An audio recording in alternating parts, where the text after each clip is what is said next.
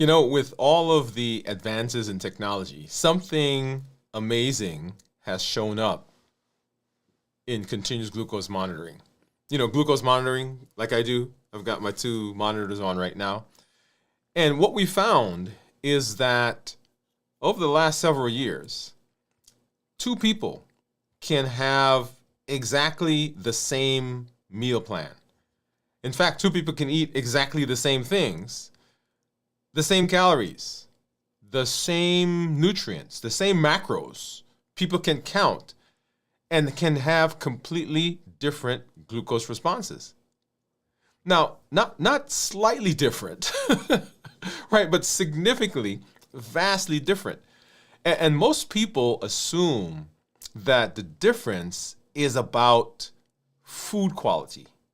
Did I eat the right food together, right? Did I eat right carbs? But here's what the physiology actually says. Timing alone can change the metabolic response, the cost of the meal. Same food, different response, different hormonal environment, different changes. And surprisingly, it's been something that we've not spent a lot of time talking about. And we get different cortisol responses. And you guys know that cortisol makes a big difference. Melatonin shifts. The secretion changes. Digestive enzymes have different fluctuations. Your metabolism is rhythmic. And when rhythm is drifting, regulation drifts with it. Now, here's the point. Most people miss this idea. Metabolic instability rarely happens dramatically. It happens quietly. It happens calmly. It happens when you're unaware. Dinner changes. Lunch changes. You get busy. And things just don't go the way you thought they were going to go. And then we start to see the results in our body. And we feel like something is wrong, that we've done something wrong. The hunger goes up, energy fluctuates and goes down, but we've not done something wrong. It's just that the situation, the environment has changed. And that's what we're going to be talking about here in this episode. Welcome back. Hey, I'm Dr. Dwain Woode. That's Wood with an E. The E stands for endocrinology. Here I educate, I empower, and I encourage you to take charge of your health and your life. Avoid complications. Go to the next level. Remember, we're creating the life we've always wanted. I'm here because I want you to have the success in your health just like you're having in other areas of your life. So you can show up for those important events and important people in your life consistently and intentionally. Remember, you don't need superhuman strength. What you need is a strategy you can trust, a plan you can follow, and you need the support and the determination to show up consistently every single time. So wherever you're joining me from, welcome, whatever town, city, village, country you're joining us from. Thank you for coming through, whatever platform you're on right now. And a special shout out to our accelerator members who are here tonight hanging out with us. If you are new, go ahead and put new in the comments because I'd love to welcome you with a hand clap and some music. To let you know that we're excited that you're here. And if you have questions, which we encourage questions, by the way, go ahead and drop those in the comments so that we can get to those. So, one of the things I love to look at is I love to make all of this real life. And so here, as we go through the episode, I want to spend some time before we jump into the lab. And I want to talk a little bit about what's been going on physically, practically on a daily basis. And that's where we hop over and we're going to take a look at what's been going on with my blood sugars. And so let's go ahead and do that right now. And what you're seeing right now is my Freestyle Libre meter. And I've got two on, by the way. Let's see. This one is a Freestyle Libre on this side. You can't see it because it's under my shirt. And then this one is a Dexcom. This is a G7, the 10-day version. And this one is a Freestyle Libre 3 Plus. And of course, that's 15 version right now. And so what you'll see right now is that my blood sugar at this moment is an 82. And you'll see that number right in here. And then over the course of the day, we can, of course, run my finger over and we'll see what those numbers are doing. And you'll see there, let's see, what do we have there? This is that lunchtime? Wow. Okay, yeah, so right about there. And so blood sugars went up and then popped back down, right, into where we are right now, into the 80s. I love looking at this because I can actually go to various reports. For example, this one right here, time in range, and if I look at my 90-day average or 90-day time in range, you'll see what that number is there. And I go to 90 days because 90 days is where, of course, we get the A1C. So we want to look at numbers at 90 days. If I back up and actually look at what the average blood sugar is for 90 days, you'll see that there. And my average is right. You see right there? Yep, that's the number. And I love this part of the graph because it allows me to look at various times of the day. And I love that because then I can make decisions about what I do at different times of the day to try to influence, deal with my blood sugar. And that's an important point for those of you out there. Data, this is data. And I'll come back to that in just a minute. Okay, so let's go back here. So this is what my number is. And then let's hop over and let's take a look at my Dexcom. And as you know, my Dexcom, it tends to be about 20 to 30 points different from each other. And of course, you're seeing that right now. It is not that something is wrong and one of them is wrong. This is a chemical reaction. And so the numbers will fluctuate, and one monitor can be about 20% different from another. In fact, I tell people often, if you take a finger stick and you put a strip in and you get a blood sugar, and you take a strip out and you get another strip and get that same drop of blood before it dries, you can get a different number. Let me see. Do I have... I was going to say I'll try that, but we won't do that tonight. Okay. But anyway, so you see right there, that's what my blood sugar is right now at this moment. And then, just like we did before, I could run my finger along the graph, and you'll see what those numbers are over the course of the day. Okay? And then scrolling down, let's go to this one.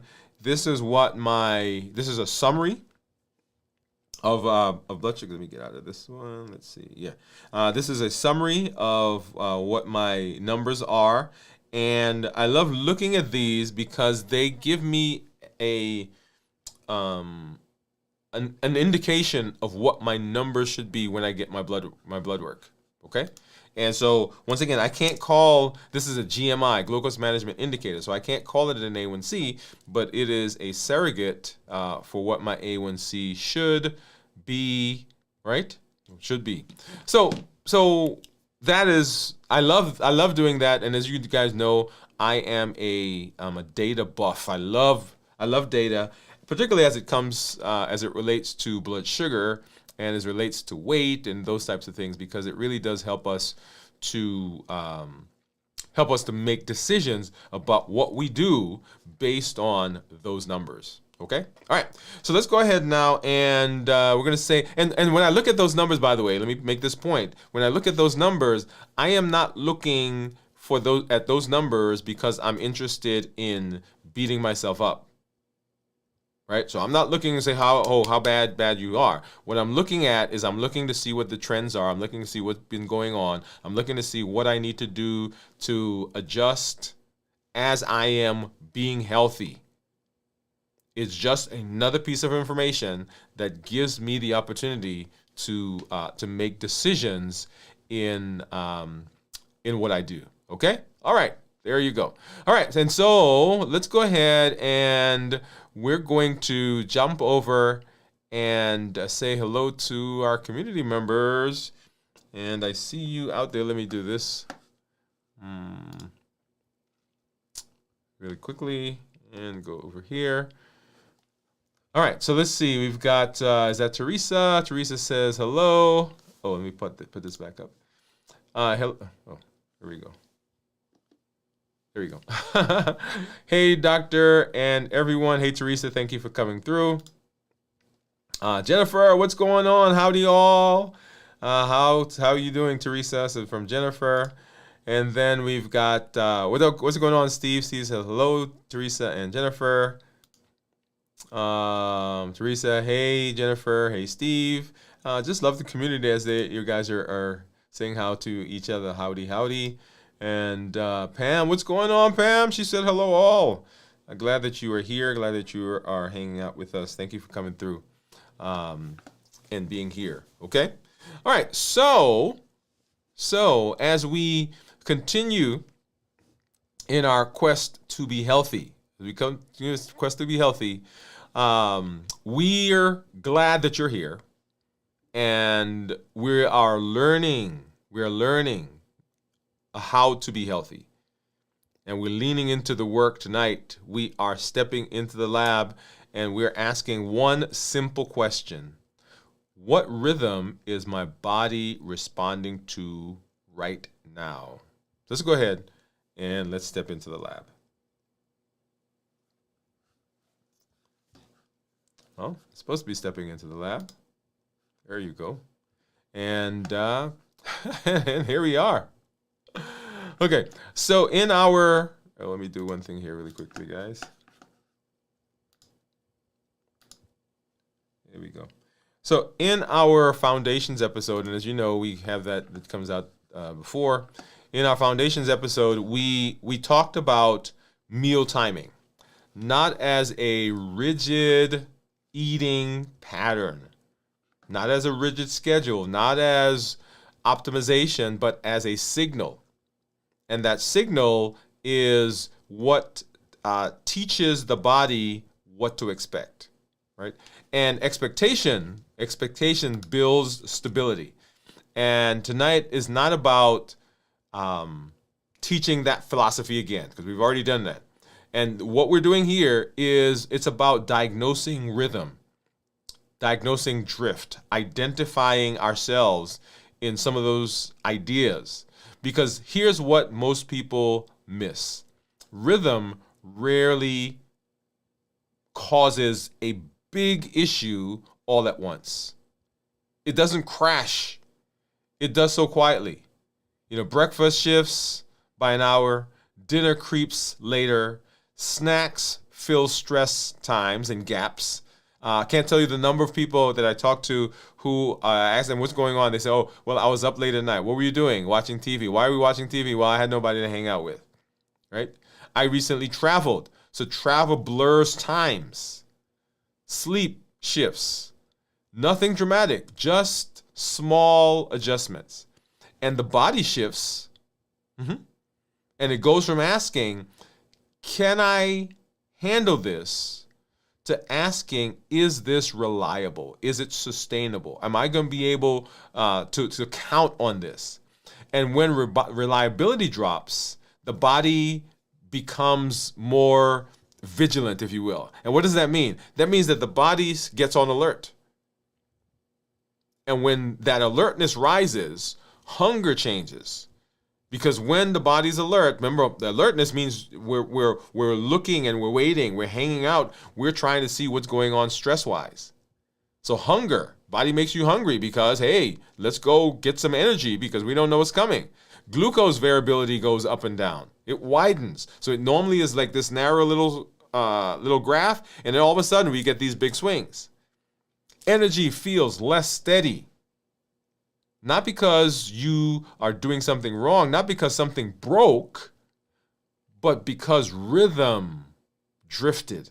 And ultimately, that's what leads to, right, eating timing and eating rhythm breaking. And this is where the lab lives, okay?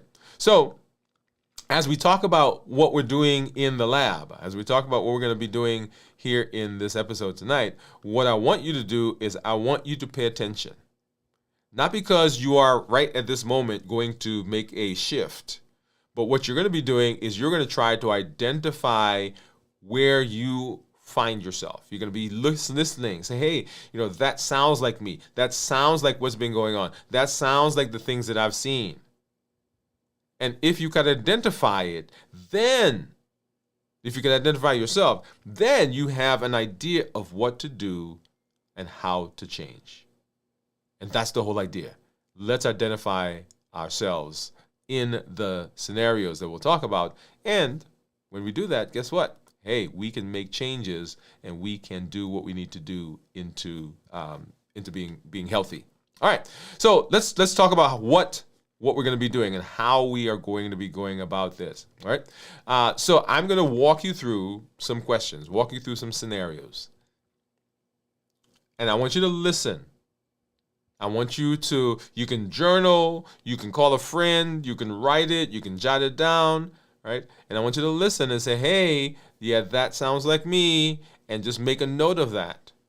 Because the first thing is, hey, how do we, can we identify ourselves, right?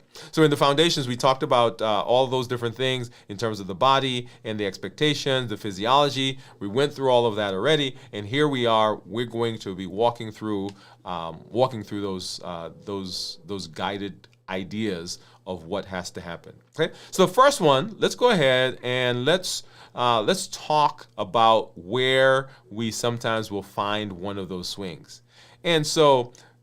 It all has to do with mealtime, okay? And honestly, we're looking at this without judgment.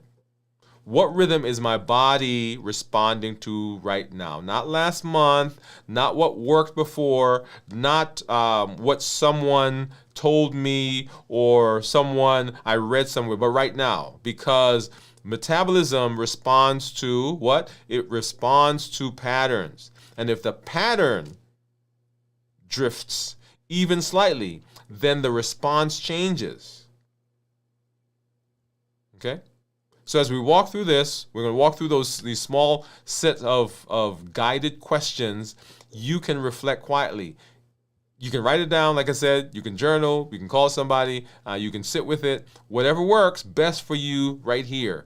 There is no right answer. There is no performance. This is not comparison, and there is no pressure to fix everything right here, right right now. The goal is simply to recognize, right? Do I recognize myself? Okay. Have I experienced that before? And if I've experienced it, hey, what can I do? What can I do about it? Okay. So let's go ahead and let's jump in. So like I said, the first one is we're going to look at patterns, right? Let's begin with the first diagnostic layer, pattern consistency. Before we talk about hunger, before we talk about glucose, before we talk about fatigue and energy, let's examine our repetition. And so the first question is there a consistent time your first meal arrives most days? I'm going to pause right there.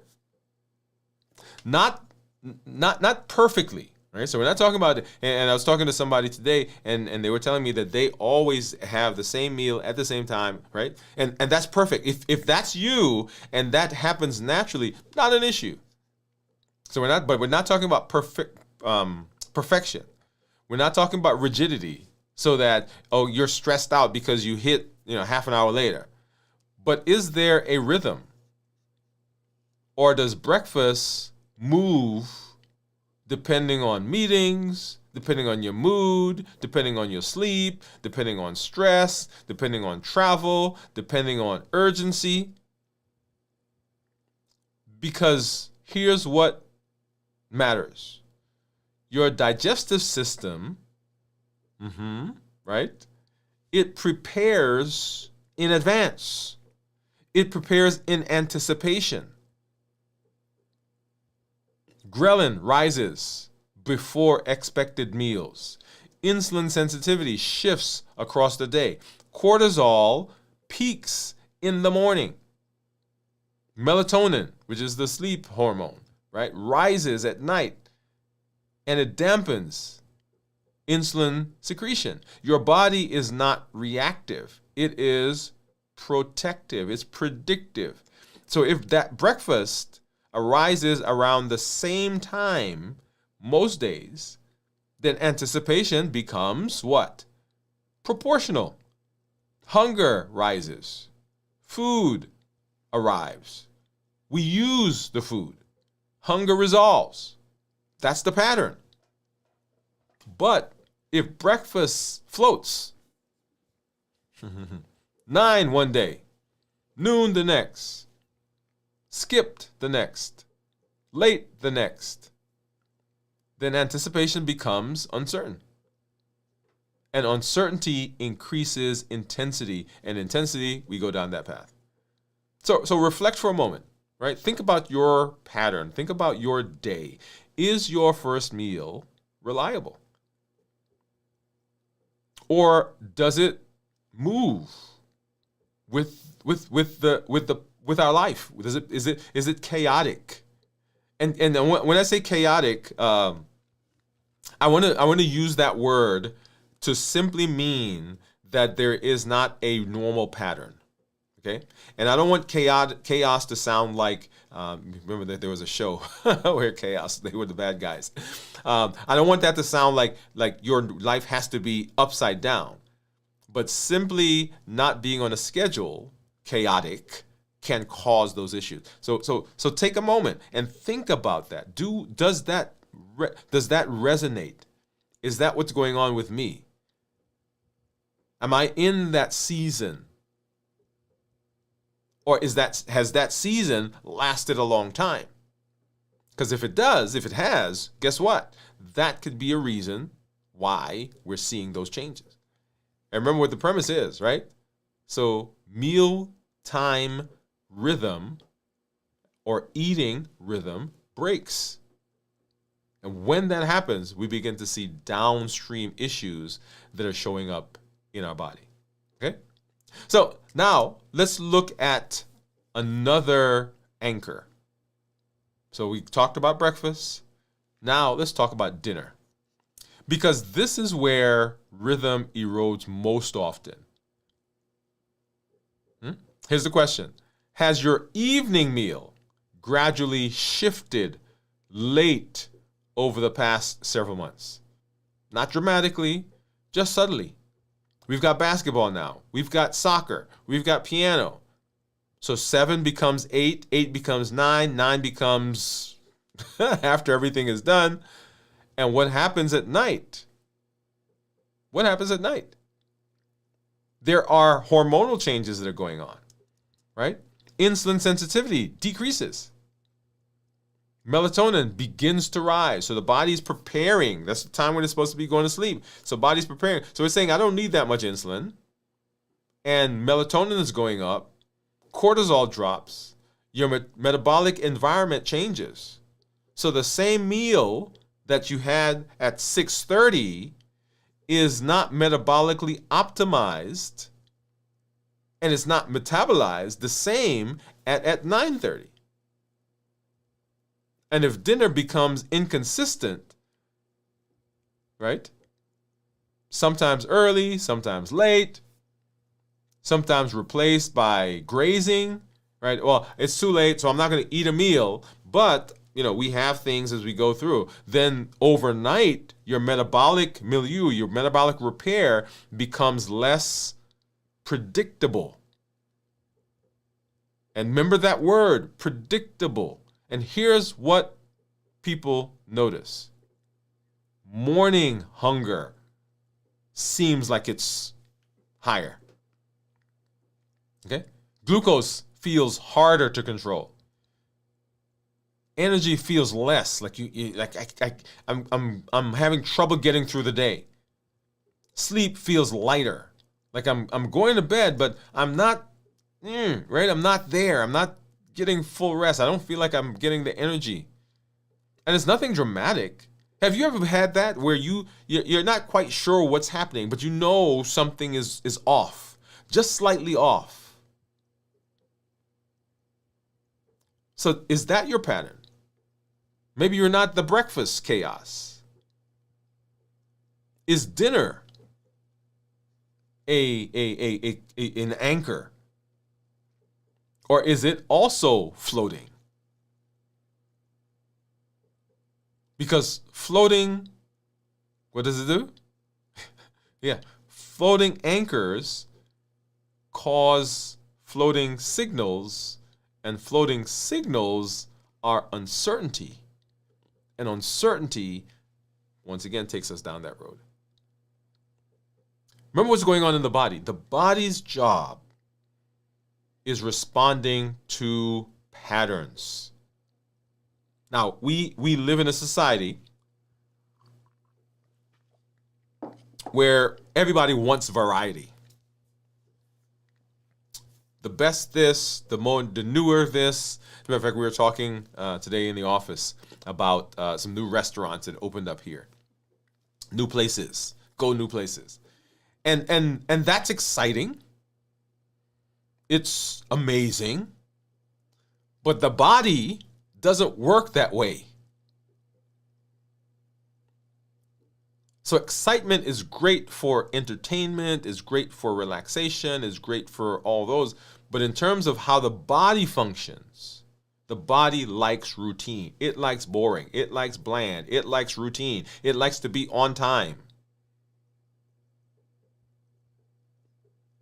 And when we're off, then that causes issue. So ask yourself, maybe my breakfast is stable, but is my supper, is my dinner routine floating? And is that where I see an issue?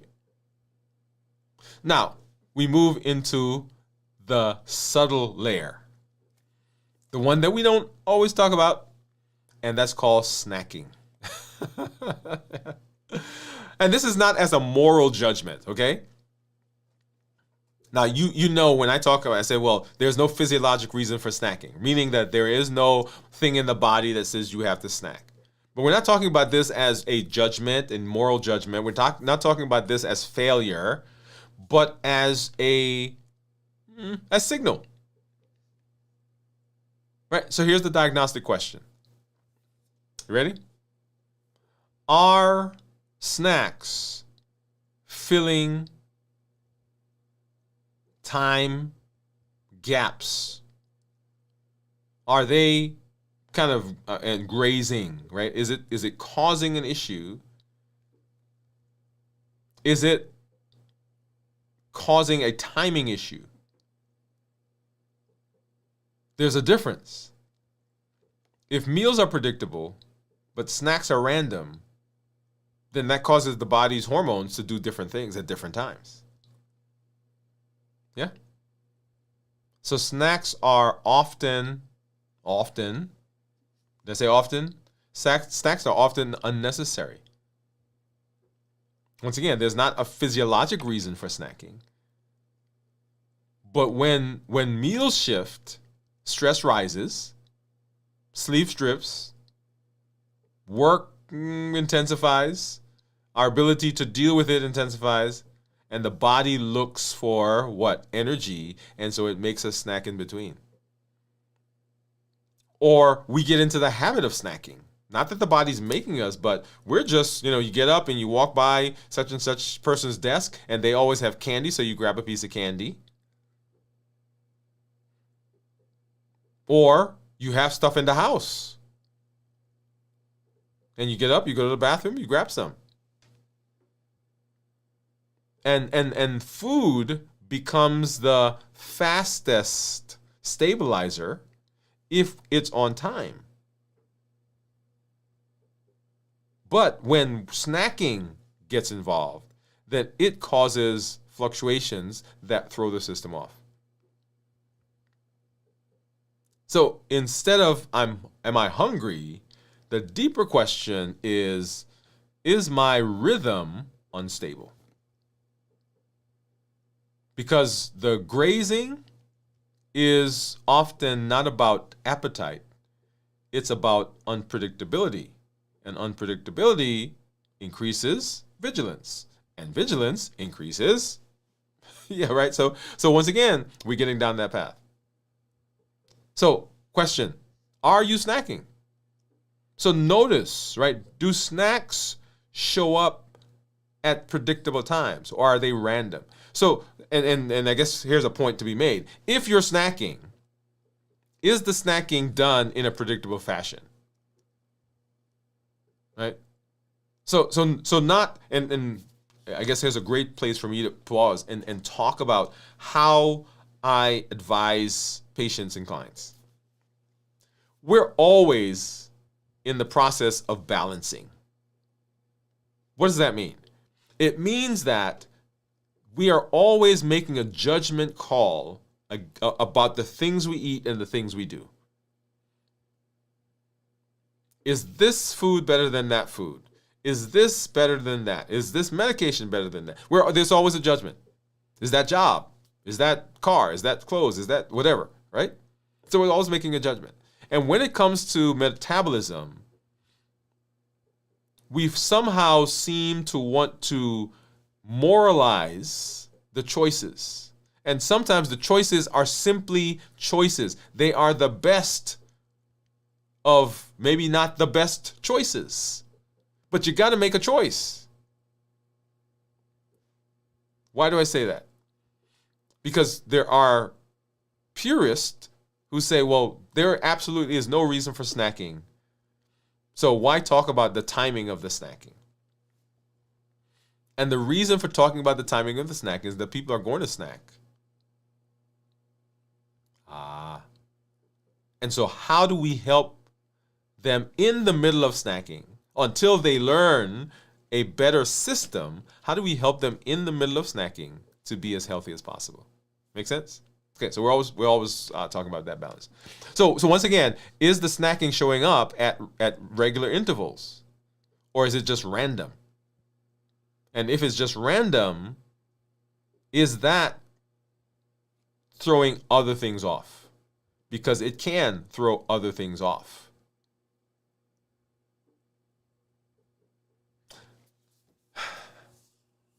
How about hunger intensity? Right? So now we move to sensation. This is, a very interesting one. Most people don't understand what hunger, true hunger, feels like. We've associated several things with hunger. Growling stomach does not necessarily mean hungry. It simply means empty. We've associated the churning, right? So maybe it's not growl, maybe it's not making a sound, but we feel, right? Empty. Had someone tell me recently that they get some indigestion. And so eating calms the indigestion. And there's a whole physiology that goes along with that, which we won't spend time talking about right now. But there's a reason for that. Your body is so used to having stuff in it that it still continues to produce the same amount of acid that you normally would need for the food that's always in the stomach. And so when you are doing things to improve your health, you have not done it long enough yet for the body to decrease the amount of acid it produces, so it still keeps producing the same amount. And that causes us to feel, oh, I'm hungry. There's a whole, you guys get the idea. So here's the question. Has hunger become louder or more urgent than it used to be?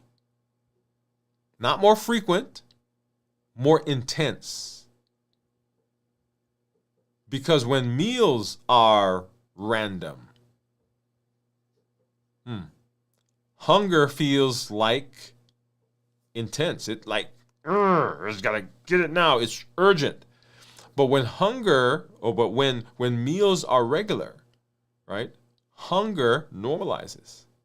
It comes, it rises, it peaks, and it resolves. But when timing drifts, hunger feels sharp. It feels pressured. It feels demanding. It feels urgent. And here's the critical insight. The body is not asking for more calories. Oh, this is a good one right here.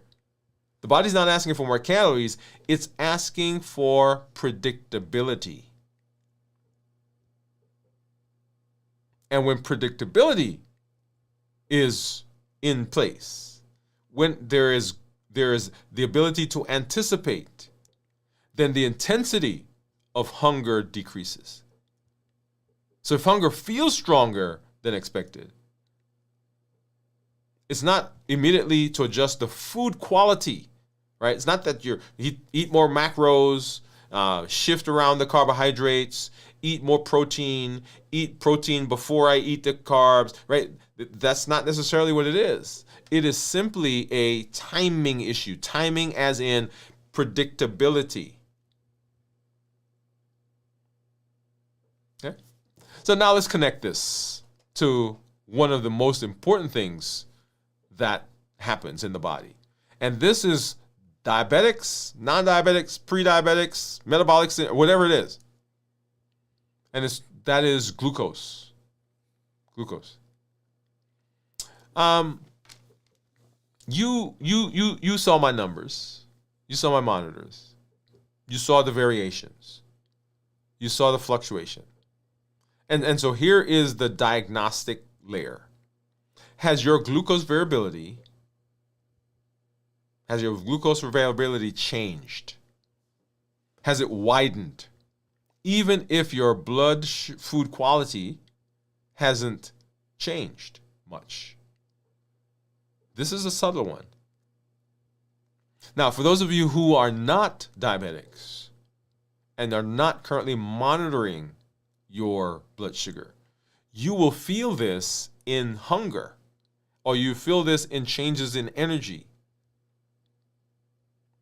This is subtle, which is why I recommend that everybody who's interested in their metabolism, people who are interested in weight management, people who are interested in blood pressure and interested in cholesterol, fatty liver, polycystic, whatever it is, whatever the thing is along the spectrum, we should be monitoring. Because just because your numbers are good when you get your blood work doesn't mean everything is great. There are subtle underlying things that may be going on that are making you feel the way you are. Now, if you're feeling good, you're feeling healthy, there's not a problem, you're not worried about weight, you're not worried about blood sugar, you're not worried about energy, you're not worried about any of that stuff, then this is not for you. But if you're struggling, you're like, something is just not right. Something is off. My body, I just don't feel like myself. I don't have enough energy. My weight keeps going up. My skin is dry. My hair is falling out. I mean, all those things. If you're having any of those things, then this is a conversation that points you in a direction that may be able to help. Okay? So, breakfast being different one day. Different spikes, different dinner, different timing, different response, because timing alerts the body. The timing says, hey, this is what we're going on.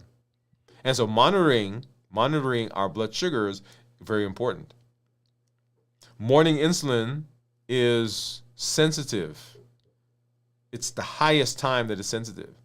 So what that means, let me walk through that just for a brief moment. That means that if you eat something in the morning, your body is more likely to be able to manage it because the insulin sensitivity is much higher. That's when your body produces the largest, I shouldn't say the largest, it has the best ability to manage based on insulin. As we go throughout the day, and definitely if we go into the evening, then the insulin ability to manage sugar is lower. That's the rhythm. And so if you eat something in the morning, hey, my blood sugar is great. Eat something at night, man, I ate exactly the same thing, but look at that, my blood sugar spiked a lot higher. Yeah? So late evening insulin response is blunted, it's retarded, it's not as strong. So when the meals drift throughout the day, we may find that that's the case, and you may recognize yourself there. And people assume I must be eating wrong. But often, timing drifts. So if the food is the same, then it's not a food issue. Did the clock move? Did the schedule change? That's the important point. That's the important question that we want to answer. And when we do that, then we get a better understanding of what's happening in our body.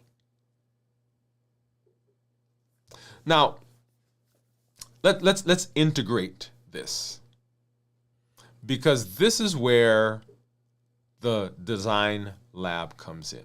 This is where Woode Life Design Lab lives. We do not respond with restriction. Come on. We do not escalate. On pause. We interpret. We diagnose. We understand, so that we can then integrate that into our lives. See yourself first. Understand what the pattern is. Understand the physiology before making the change. Where is the variability? What has happened? Do I recognize myself? What changed?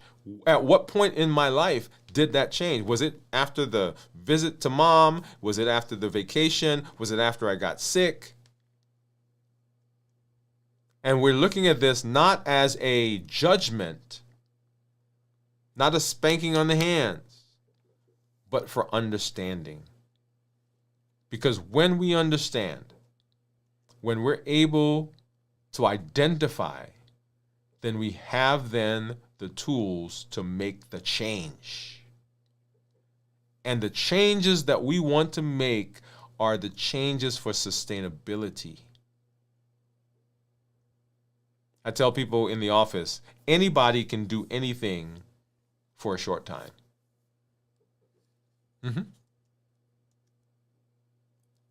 But we're not interested in the short time. And this understanding allows you the power to make changes that are sustainable. So understanding comes first. Understanding comes first.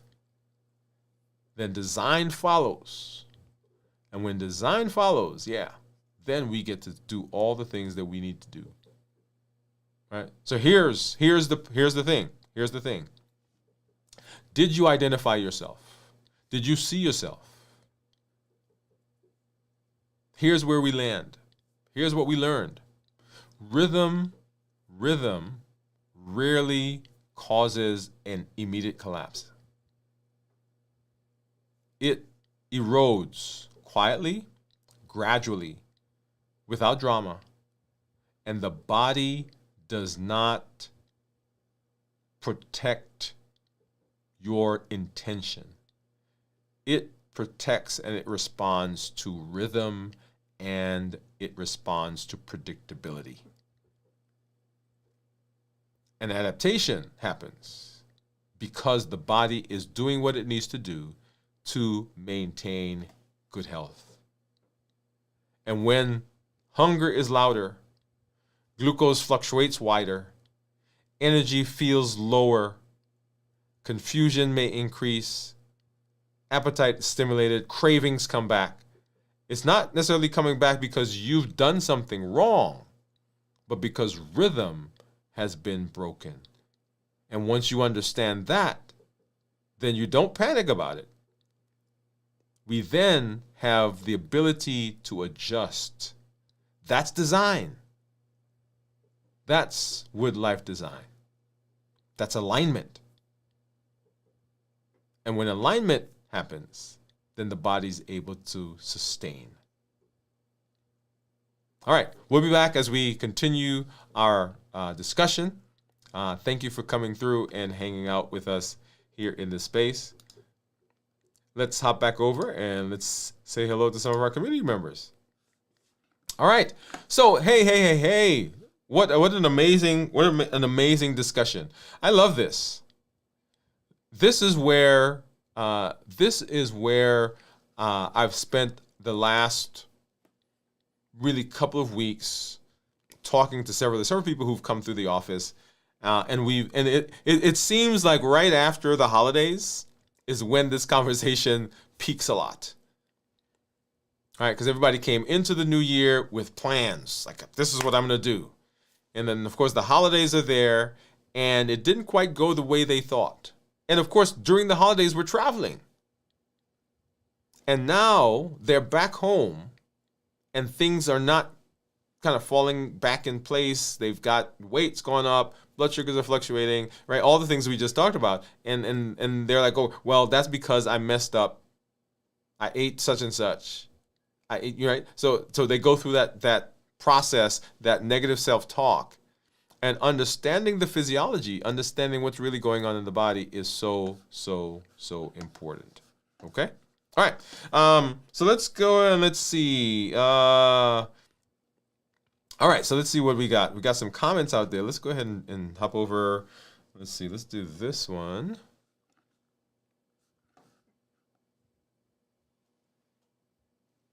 Okay. You guys there? Okay. Let's see. Let's see what we got. So we oops. What did I just do? Did something. All right, so that's not what I intended to do. So let's see what we can go back. All right, so we're gonna see if we can get Pam back up there. Let's see, there we go. All right, so let's see what Pam says. Now I'm gonna read these because apparently I hit a button or something. Okay. So she says, "Hi Jennifer." So Pam was just saying hi to everybody. Hello, Pam. We're celebrating our 2-year anniversary of eating OMAD. Oh, wow. Congratulations. Let's see. Let me go back over here, guys. All right. So let me give a hand clap. Yeah. So Steve, congratulations, man. That is so cool. 2 years of one meal a day is what Steve was saying there. What I'm gonna do is I'm gonna put it right up on this screen. So let me do that. Let's go to this. Yeah, let's put it right up on this screen. All right. So Steve was saying we're celebrating 2 years. Okay. So boom, there you go. All right. I love it. And then Pam says congratulations to Steve. Congratulations from Jennifer. Yes. And Teresa's saying hi, Pam. Steve saying thank you. Hey, Teresa from Pam. And then Jennifer, let's see. Jennifer says, completed a 20-hour fast.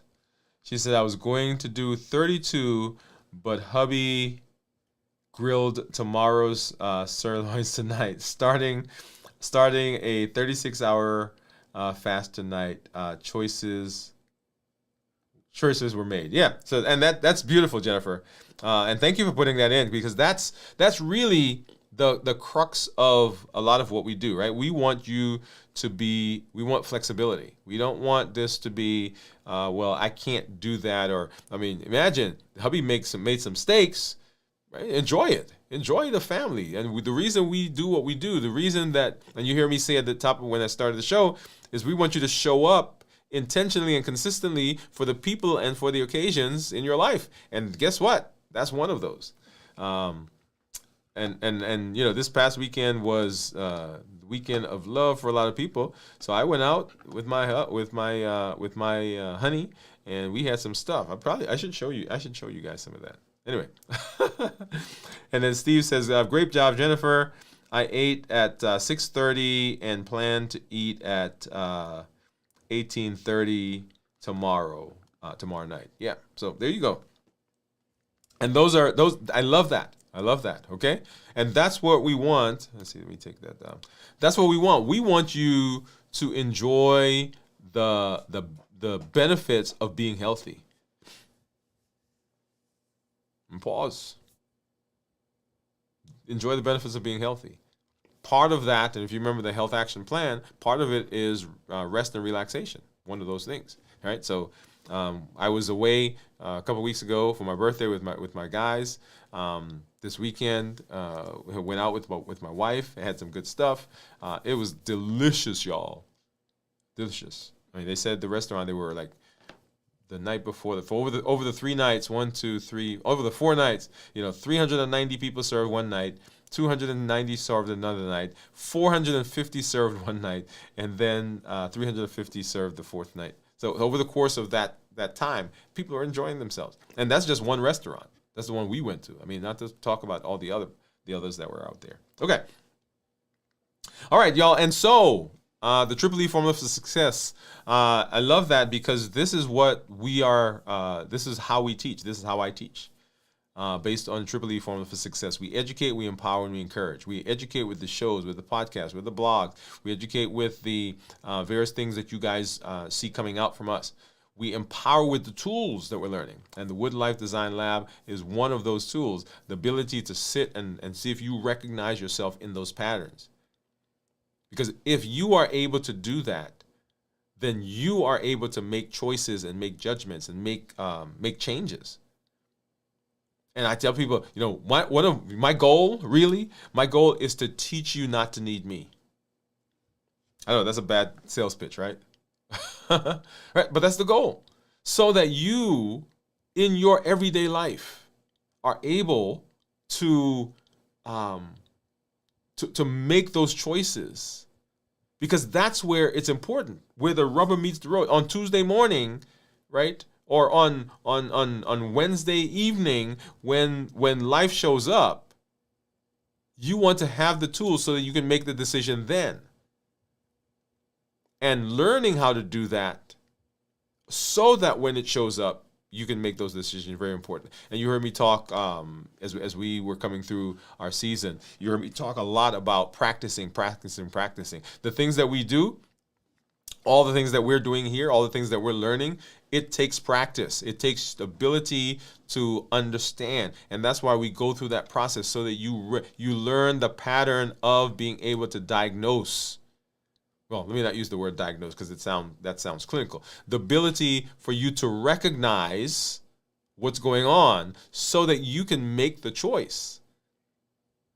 When I review my glucose logs, you hear me say, I love that part down at the bottom where it shows the, let me go back there really quickly, where it shows the time of the day. And I love that because it allows me in the course of my day to make choices about what I do.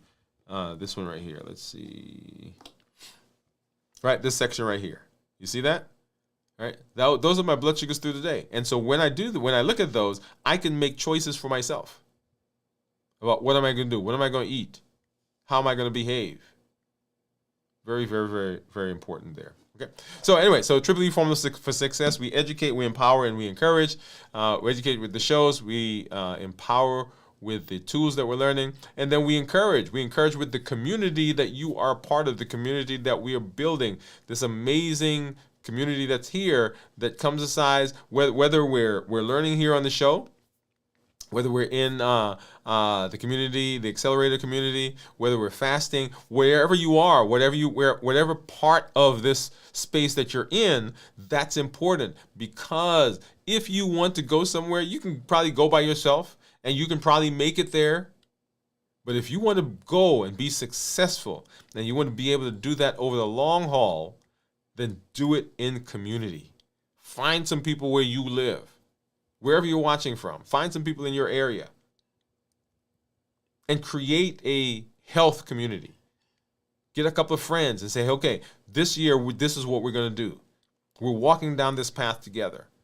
Pick your thing, whatever it is going to be. We're going to lose weight together. We're going to improve our A1Cs together. We're going to improve our blood pressure. We're going to work on getting off of some medications. We're going to work on eating healthy. We're going to work on living the life that we've always wanted. Me and my guys, we were off celebrating my birthday, and we didn't take any of the wives, by the way. Here this is just guys trip. Anyway, so we're off talking, and And that's one of the things we have to engage in our lives in a way that is that allows us to enjoy. We can't let things keep happening to us. Oh, see, you got me. That's a whole nother conversation for us. We can't keep letting things happen. We have the choice. We have the ability. We have unlimited potential by the decisions we make, the choices that we make. We have the ability. And when we do that, y'all, right? Everything's not going to be perfect, but man, we went to Costa Rica, right? That's where we went this year. Every year we go to a different place. We went to Costa Rica this year, and it was cold, by the way. The part where we stayed. I mean, we went out to other parts of the country, but when we were there, right? Just the ability to enjoy and we're guys, so we don't usually go with a plan. You know how you go with an itinerary. We're gonna do this. We knew there are a couple of things that we wanted to do, which were on the list. We didn't have like on Monday morning we're gonna do this at 6:00. On Tuesday morning we're gonna no, that's not this trip. This was a guy's trip. We went. Our first goal: get to the country. That's it. We got there. They're like, "What you guys doing?" I said, "We don't know. We got these things on the list. When are we gonna do it? We don't know." And then when we got there, then we say, okay, what are we going to do this day, that day? One day we just stayed at the hotel. We went out, we ate around there, and three guys, right? And so my wife said to me, what do you guys talk about? I was like, sometimes nothing. Like, you're over there, he's over there, I'm over here, right? That was the guy's day. That was just we're not doing anything. We're just going to eat, and we're going to talk, and right? So anyway, so enjoy. I love that. But I do want to say that. And it's funny, I was talking to my son, and I was telling him that day that I just mentioned. He said, "Hey, what did you guys do today?" And I said exactly as I told you. And he's like, "Oh, that was such a good day." It's like, yeah. But all the other women in my life, when I told them, it's like, "You guys did nothing?" It's like, no, we didn't do nothing. We did do something. We just didn't do all that stuff. Okay? Anyway, so enjoy. We educate, we empower, and we encourage. Hey, as we get through the rest of this week, we'll have our foundations episode that's coming out later this week, just like we did last week. And so that's the pattern, y'all. The foundations episode comes out the week before, and we deal with that on the show as part of the live. Right now we're doing the lab section. As you guys know, you hear me say, let's step into the lab, and that's the identifying. Okay, that's the segment that we're doing right now as we walk through those principles of health. We will start our fasting tomorrow, so join us as we get into this week's fast. 72 hours is what we're doing this week. You may do a 16 and an 8. You may do a 12 and 12. Whatever fasting you're going to do, come on by and join us as we go through that. Later this week, of course, video from the vault on Saturday night at 9. This Week in Review, Sunday morning at 6 a.m. And then we will be back right here for the show, Dwain Woode MD Live, as we move into the rest of the season. Hey, thank you for coming through. Accelerator members, keep an eye out for that link, which will show up here in just a little while. Hey, this is Dr. Dwain Woode. That's Wood with an E. The E stands for endocrinology. Here I educate, I empower, and I encourage you to take charge of your health and your life, avoid complications, go to the next level. We're creating the life we've always wanted, and we are showing up intentionally for our family and for our community and for those events that are so important to us, which means that we are doing what we need to do to show up intentionally every single time. You don't need superhuman strength. What you need is a strategy you can trust, a plan you can follow, and the support and determination to show up every single time intentionally. Hey, everybody. Good night. We'll see you later.